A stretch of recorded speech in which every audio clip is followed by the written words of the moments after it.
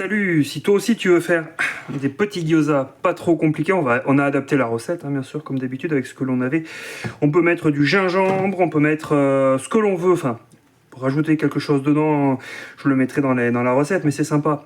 Allez l'ami, je te laisse, regarde la recette et surtout laisse-moi un petit commentaire pour savoir si ça t'a plu et surtout, abonne-toi.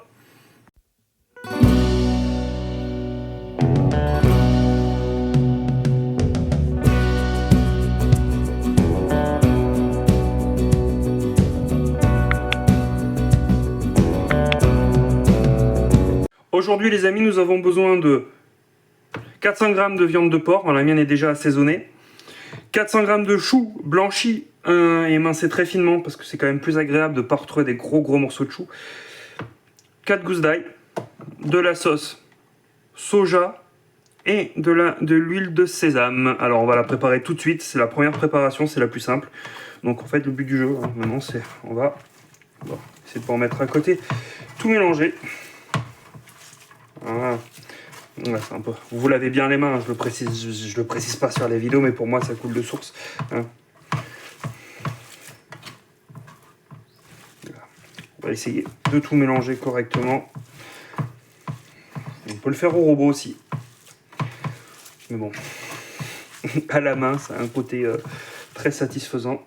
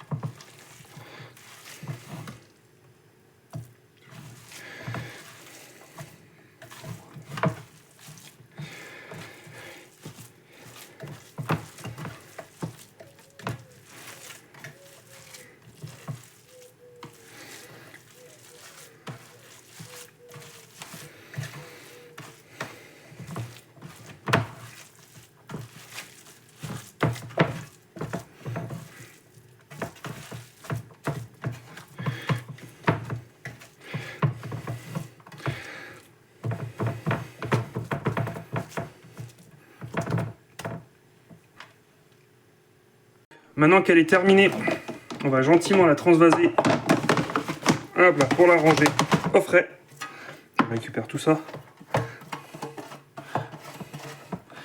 Ok. Et voilà. Là, c'est bon. On la met au frais, on va s'occuper de la deuxième partie, c'est-à-dire la pâte.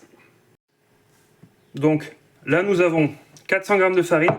Donc vous pouvez aussi bien faire 200 g de farine de blé et 200 g de farine de riz.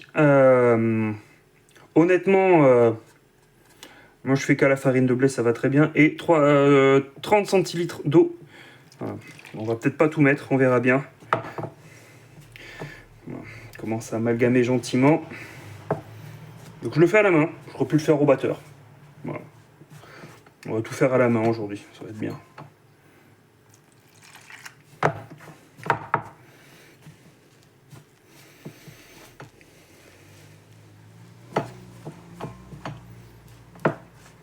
Voilà. On n'hésite pas.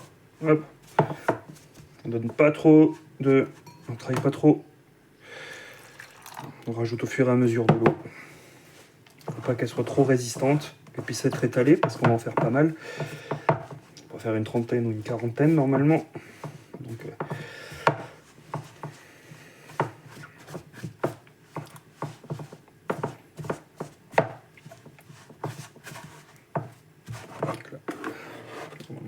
transvase sur notre plan de travail propre. Hop. Hop, ça ne tombera pas plus bas. Voilà, il y a tout qui tombe. Le décor, il y a tout qui tombe. Bon, c'est pas grave.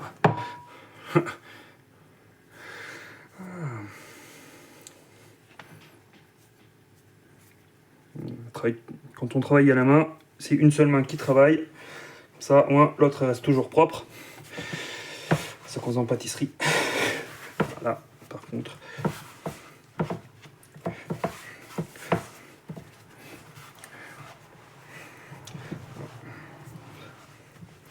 On va rajouter un peu d'eau, un tout petit peu.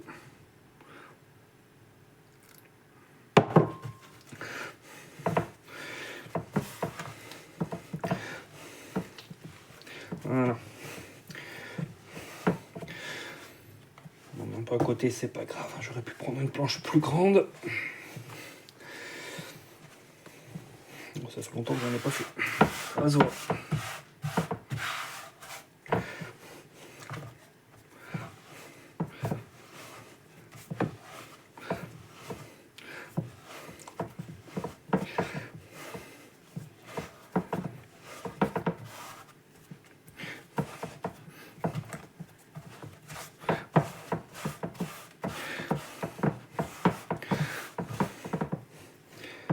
Un petit peu, on écrase un peu la pâte pour éviter les gros grumeaux, etc.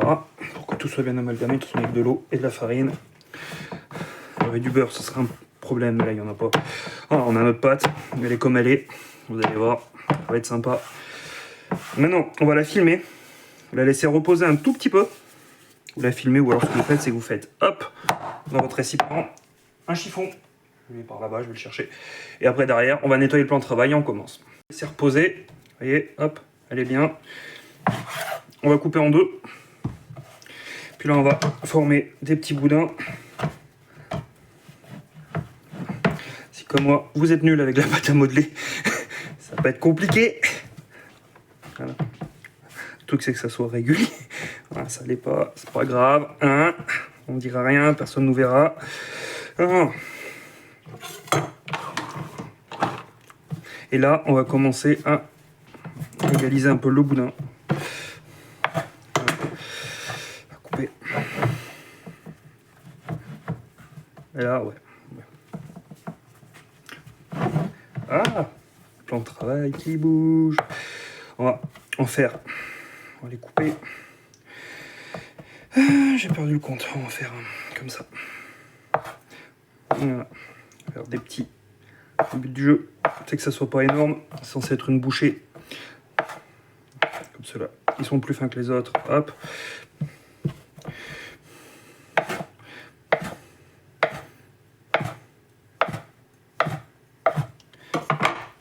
On a fait nos petits tours. On a fait nos petits trucs. Maintenant, on va essayer de l'étaler. Alors, j'ai une astuce. Je vais vous montrer. On va prendre un peu plus de farine. Et moi, je fais comme ça. Hop. On n'en met pas trop. Ouais. Alors j'ai une astuce pour avoir le rond parfait, vous allez voir. Ça fait tellement longtemps que j'ai pas étalé une pâte à la main. Et la dernière fois que je l'ai fait, j'avais le laminoir. Donc les ronds, c'est plus facile. Il faut étaler votre pâte. Vous prenez un verre. Pardon, désolé. Je bouge la caméra. Vous prenez un verre. Hop.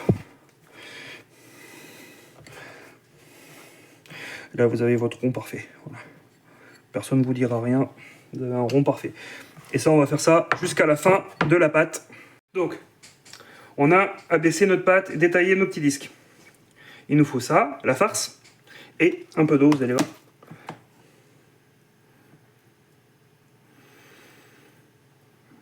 Voilà, on essaie de mettre un peu partout. Pas beaucoup. Voilà, là, ça tombe, c'est pas bien grave. On va remettre un peu. On prend le temps, on n'est pas pressé. Oui, un tout petit peu, pas besoin de trop. Et on vient, hop, replier. Faire un joli croissant de lune. Vous voyez, hop. Et après, derrière, on appuie pour qu'à la cuisson, il n'y ait pas de souci. Et là, vous voyez, on a des gyoza qui sont pas vilains.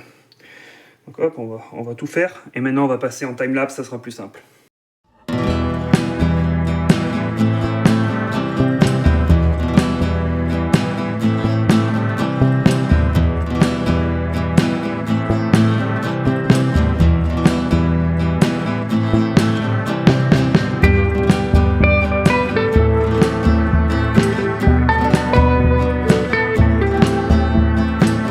tout fait.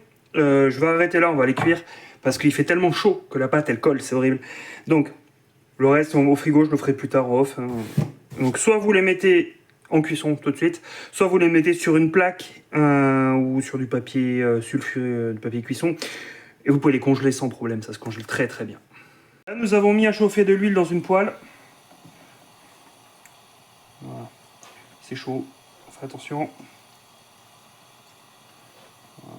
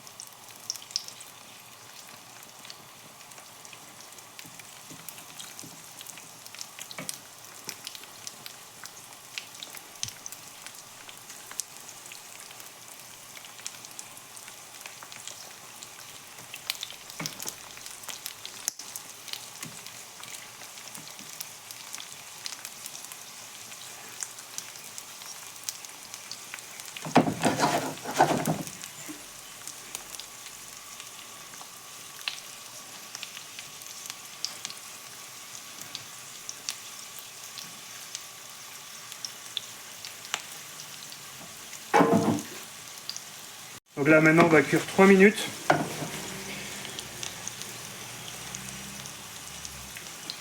Donc on va le faire en time-lapse.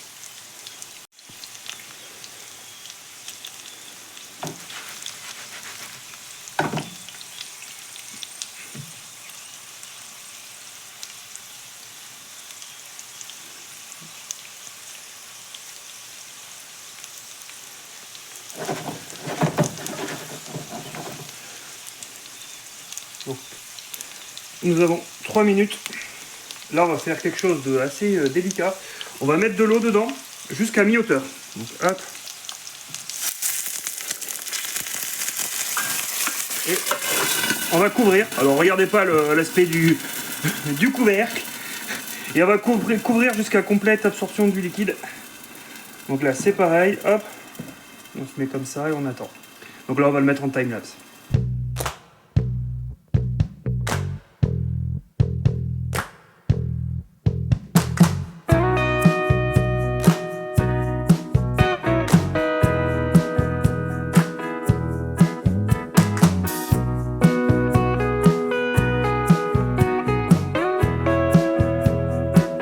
Il n'y a plus de bouillon, donc il n'y a plus d'eau, donc le gyoza est cuit.